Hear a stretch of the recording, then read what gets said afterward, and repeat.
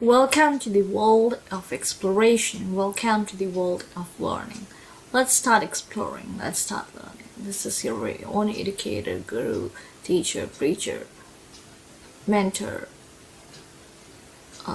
educator, facilitator, one and all. And this is the one-stop destination that is English curriculum, the Odyssey of education and the edifice of education. And you have come to the right platform. Do like, share, and subscribe. And I know that you're gonna love the material, you're gonna love the content, and I would be more than happy if you enroll yourself in my course. So if you want to enroll yourself, just WhatsApp me, and yeah, you can go ahead, we can just start learning and just dive deep into the recesses and start learning about each and every nuance. Alright, so in today's session I'll be talking about and I'll be taking up the Constitution. I'll be talking about the Constitution. So yep, just a second.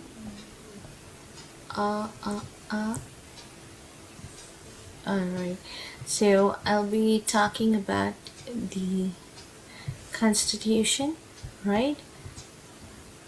And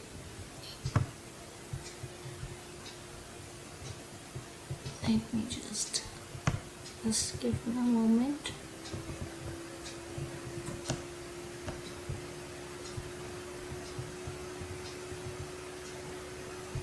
Yep.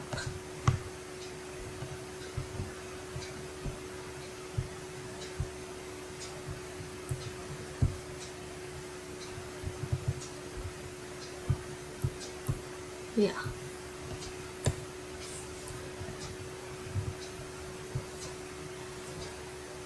So in today's session, I'll be talking about the Constitution.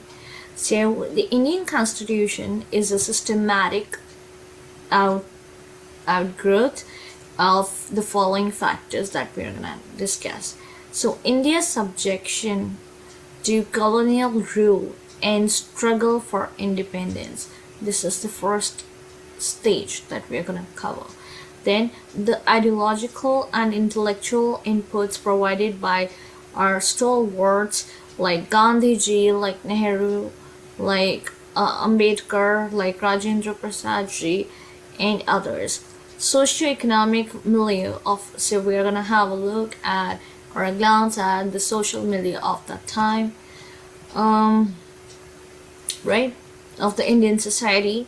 Liberal democratic ideas of representative government, adult franchise, elected institutions, so on and so forth, etc., right? Which was more pragmatic and commensurate with Indian ethos, right? Namaste, Radhe Radhe, Jai Shri Krishna. Yeah, so apart from the above cited factors, many factors have contributed to affect the constitutional provisions, and it would be far from truth to accept that Indian Constitution is still in the process of evolution. So it was that time when Indian Constitution was still basically in the process of getting evolved or getting changed, right? So constitutional development. So the Constitution of India was adopted by the Constituent Assembly in 1949. Was not absolutely new, so it wasn't absolutely new. Now Republic Day is also coming, and it's not by, I have not decided, but I don't know how. It's orange, white, and earlier the background was green as well, and now I have this background. So you get to see that how automatically things fall into their place. So yeah, so it was, coming back to studies, it was to a great extent influenced by Government of India Act 1935, The foundation of British rule was laid in 1600 through the establishment of East India Company. Right? In England, under a charter of British Queen Elizabeth, the company acquired control over Bengal in 1765. The period from 1765 to 1772 is called the period of dual government. Right? That means two governments were there. So the Constitution of India was adopted by the Constituent Assembly, right, in 1949. Remember, it was not absolutely new, and it wasn't absolutely new, right? It was to a great extent influenced by Government of India Act 1935.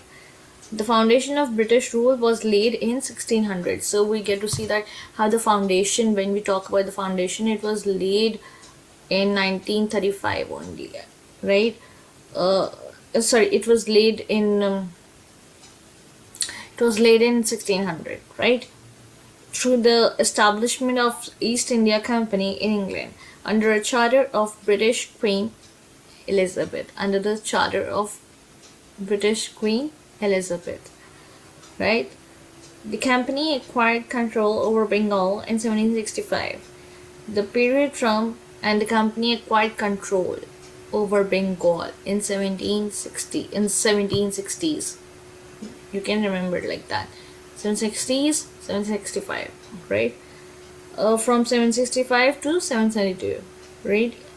Is called the period of dual government, and that period is called as the period of dual government.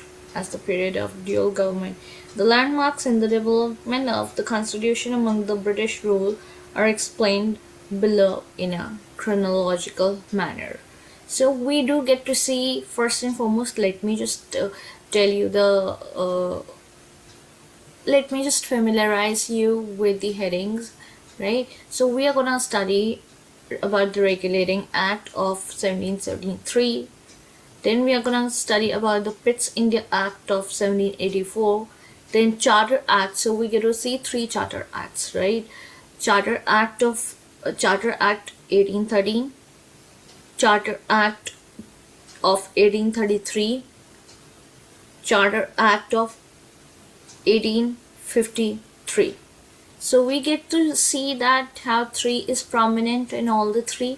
First and foremost, there are 3 Charter Acts, right? And you get to see that at the end there is this digit 3. So you can remember it like 1813, 18. So all the 3 were in 1800s, right? So first one was in 1813, second one was in 1833, and then 1853, right? And there's a difference between 1833 to 1853. Okay, yeah, you can, as it is, you can remember it. So this was the first step taken by the British government to control and regulate the affairs of the East India Company in India. So this was actually the first step taken by the British government to control and regulate the affairs of the East India Company in India. It laid the foundations of central administration in the following 3 respects. It distinguished the Governor of Bengal as the Governor General of Bengal.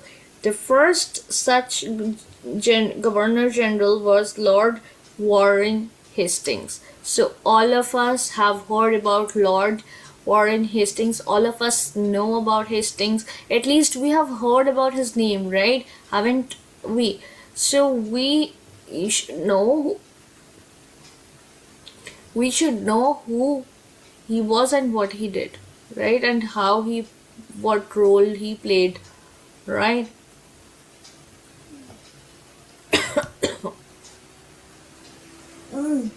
So So it established Supreme Court at Calcutta as the highest court. So it established Supreme Court at Calcutta as the highest court. So we get to see that how it established its highest court in Calcutta, Kolkata, right? Calcutta, right? Supreme Court. Okay, Supreme Court is the highest court, so obviously, yeah. It established Supreme Court at Calcutta as the highest. Obviously, when we talk about Supreme Court of India, where is the Supreme Court? Please do let me know in the comment section below. So we are talking about the Supreme Court, so that means obviously it would be placed at the highest level, right? Then we have Pitt's India Act of 1784. This is Pitt's India Act of 1784. Pitt's is running from 70s, right? Just remember the initial year. Either remember the initial year or remember the last one, or it is best to remember the entire year, right? So it placed the Indian affairs under direct control of the British government. It placed the Indian affairs under the direct control of the British government. For that purpose,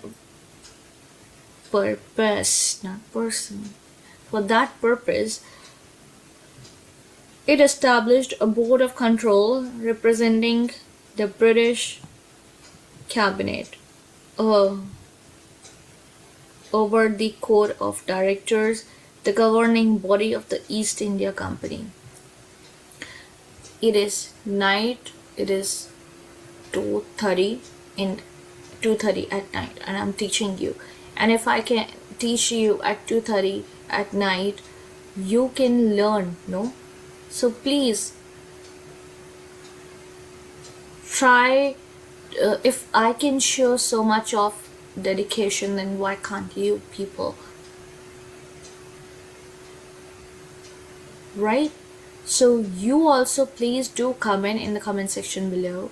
Please like the video, subscribe to my channel, share my channel with all your friends so that they also benefit. And if you have any feedback to give, you can give it to me in the comment section below, or you can message me. Enroll in our batch. Trust me, you're gonna love it. Alright. Then we come on to Charter Act 1830, right? So by the Charter Act, the company's trade monopoly, that means when one is dominating, right? So by the Charter Act, the company's trade monopoly, that is trade dominance in India, it came to a halt, right? It ended, and trade was thrown open to all, and therefore trade was thrown open to all. That means it was open for everyone, right? But trade in tea and trade with China remained exclusive to the company, but still they had something in their hands, and that was trade in their pockets. It was trade with the tea. It was trade about tea and what else? And with China, yeah. So trade in tea and trade with China, right?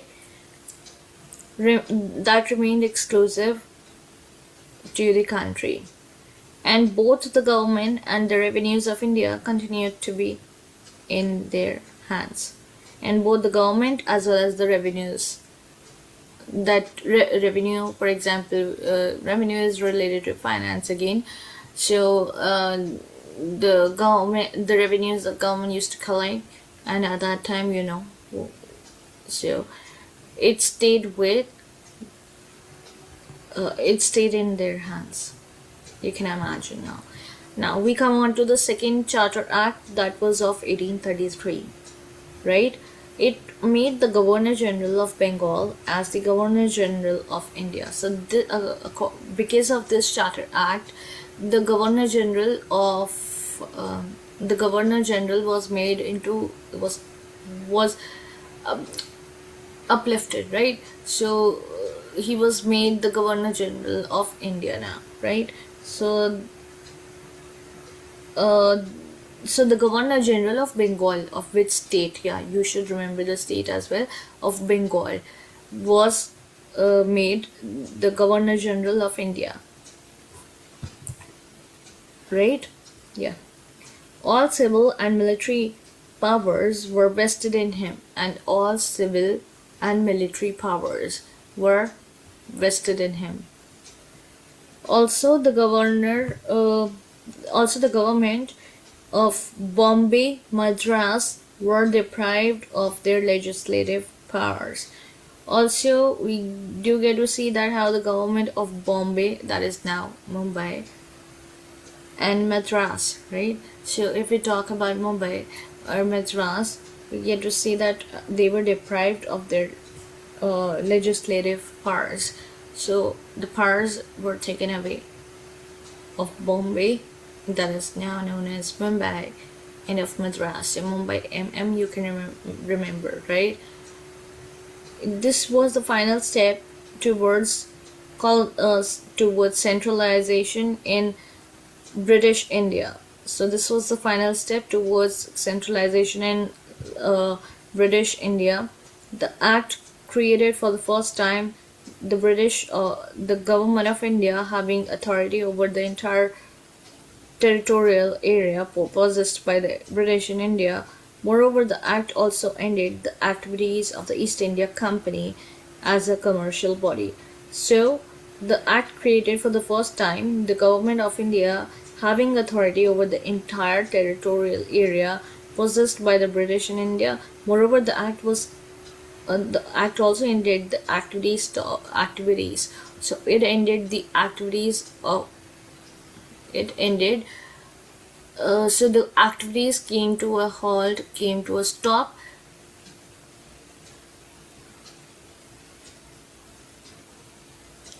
Yeah, came to a stop, and therefore they were because what was I saying? So they came to a halt, they came to a pause. It was of the East India Company as a commercial body, right? Then we have the third Charter Act, which is Charter Act of 1853. The act separated for the first time the legislative and the executive functions. So it separated the legislative and the executive functions, right? Then we get to see of the Governor General's Council.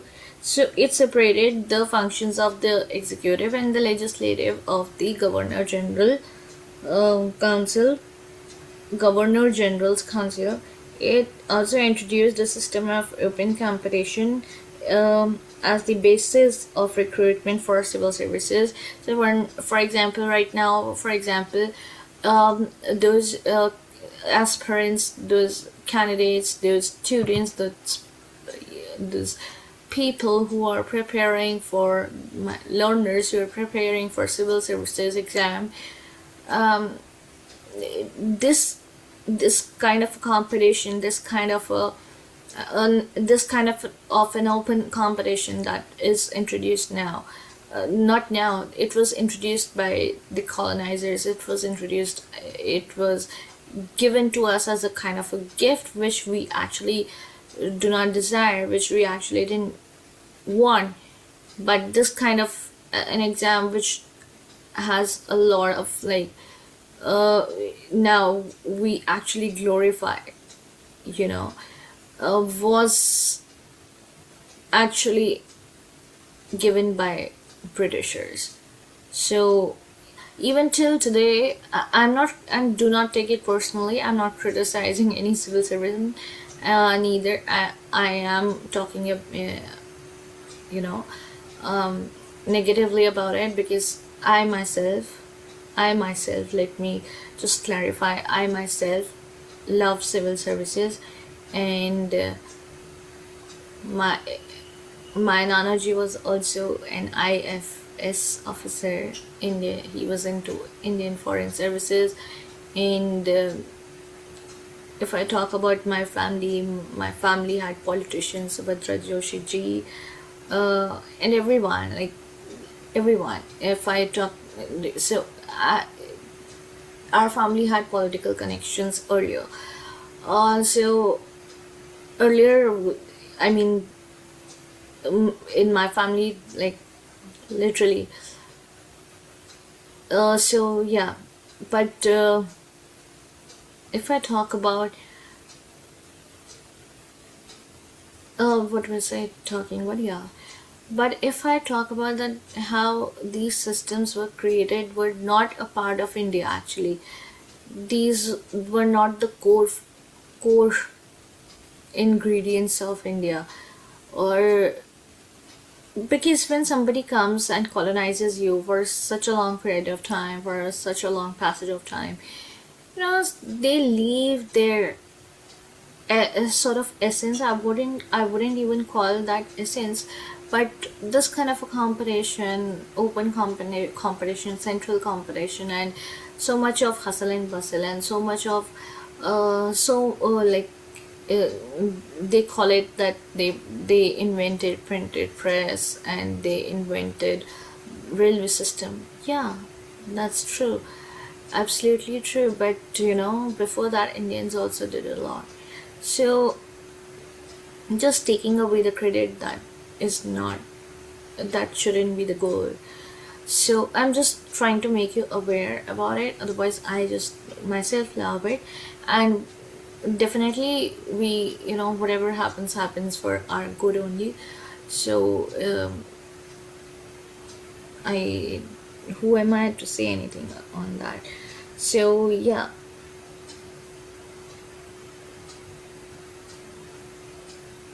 Then deprive the directors of their patronage and power. So it also introduced a system of open competition uh, in the basis of recruitment for civil services, as the basis it should be as the basis for civil service servants of the country, and thus deprive the directors of their patronage or power, and therefore it would deprive them of the patronage or the power. Then Government of India. And yeah, even on the parades that we tend to have, or the kind of training that the soldiers, or that the personnel receives, whether it be army, navy, anything, it's it's of the era, it's of the epoch when our country was colonized, when Britishers had invaded, and they had their own rules, rigid norms, rigid things, for rigid calculations, rigidity in their structure for Indians. Let me just remind you. Then, Government of India Act 1858. This act transformed the government, territories, and revenues of India from East India Company to the British Crown. In other words, the rule of company was replaced by the rule of Crown in India. The power of the British Crown were to be exercised by the Secretary of State for India. Just give me a second. The board of the it's night, guys, so pardon me. The Board of Control and Court of Directors were replaced by this new office. The Secretary of State was a member of the British Cabinet and was assisted by Council of India, having 15 members. He was vested with complete authority and control over Indian administration through Governor General as his agent, and he was responsible ultimately to the British Parliament. So the Act transferred the government, territories, revenues of India from the East India Company to the British Crown.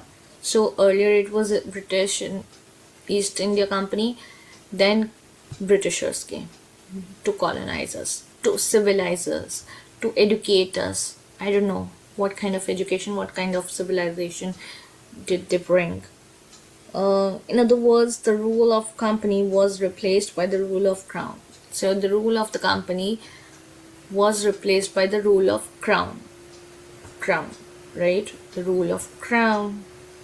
That means of them ruling our country. In India, the powers of the British Crown were to be exercised by the Secretary of State for India. Thus, the Board of Central in Control and Court of Directors was replaced by a new office. The Secretary of State was a new member of the British Cabinet and was assisted by the Council of India, having 15 members. He was vested with complete authority and control over Indian administration through Governor General as his agent, and he was responsible ultimately to the British Parliament. Right? Indian Councils Act. Now we have Indian Councils Act. Again, 3 times. So Indian Councils Act 1861, Indian Councils Act 1892, again Indian Councils Act 1909. Alright, I'll be talking about these 3 acts tomorrow, acts tomorrow in tomorrow's session. For now, it's gonna be 3 o'clock at night, and yeah, I'll just wrap up my session. Please do like, share and comment and subscribe to my channel. Hit that notification bell icon, the bell icon that is that is just under your video. Just hit the bell icon. You'll get options all, or select all, so that you get notified whenever I upload any sort of video. And guys, I have created this course for you. Please do let me know your feedback, and you can just comment in the comment section below or in the chat box. Just let me know and enroll yourself, guys. I'll change your life, I know, and that too for better, and I'll change my life also for better, right? So we will all learn together, we will all grow together, we will all blossom and bloom together, right? And this is the one-stop destination, that is English Critical, the edifice of education, the what else, the Odyssey of education, and the one-stop destination, right, for you guys and for me to come and to meet and to connect with each other. On that note, let's wrap up the session. Thank you. Namaste, Jai Shri Krishna, Radhe Radhe.